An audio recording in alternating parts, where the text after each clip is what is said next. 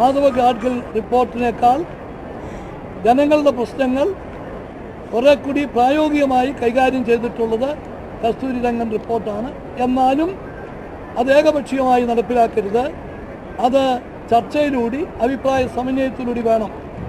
അപ്പോൾ ഇതാണ് ഇവിടുത്തെ എല്ലാ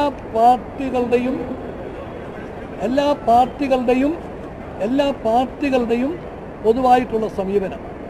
അപ്പോൾ ഇത് തന്നെയാണ് സംസ്ഥാന ഗവൺമെൻറ് ശക്തമായി കേന്ദ്രത്തിൽ ഉന്നയിച്ചതും കേന്ദ്ര ഗവൺമെൻറ് ഇപ്പം ചെയ്തിരിക്കുന്നതും അതാണ്. രാഷ്ട്രീയ പാർട്ടികൾ തമ്മിൽ കാട്ടേണ്ട ഒരു സാമാന്യമായിട്ടുള്ള ചില തത്വങ്ങളുണ്ട്, അത് മാർക്സിസ്റ്റ് പാർട്ടി പാലിക്കണം. ഇതിപ്പം ഹർത്താലെന്ന് പറഞ്ഞാൽ ആരാഹ്വാനം ചെയ്താലും കേരളം സ്തംഭിക്കും, അതാണ് കേരളത്തിൻ്റെ മാതൃക. അപ്പോൾ ഏതെങ്കിലും രാഷ്ട്രീയ പാർട്ടി ഒരു പരിപാടിയായിട്ട് വരുമ്പം ആരെങ്കിലും അന്ന് ഹർത്താൽ പ്രഖ്യാപിച്ചാൽ എന്താവും? ഇത് സോഷ്യലിസ്റ്റ് ജനതാ പാർട്ടിയും RMPയും രണ്ട് പാർട്ടിയുടെ സംസ്ഥാന സമ്മേളനം നടത്തും എന്ന് പറഞ്ഞിരിക്കുന്ന, തിരുവനന്തപുരത്തും കോഴിക്കോടും നടത്തുമെന്ന് പറഞ്ഞിരിക്കുന്ന ദിവസമാണിത്.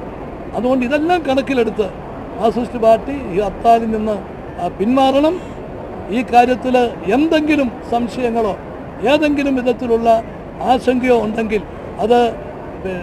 അത് സംബന്ധിച്ചുള്ള പൂർണ്ണമായ വിവരങ്ങൾ നൽകാൻ സംസ്ഥാന ഗവൺമെൻറ് തയ്യാറാണ്.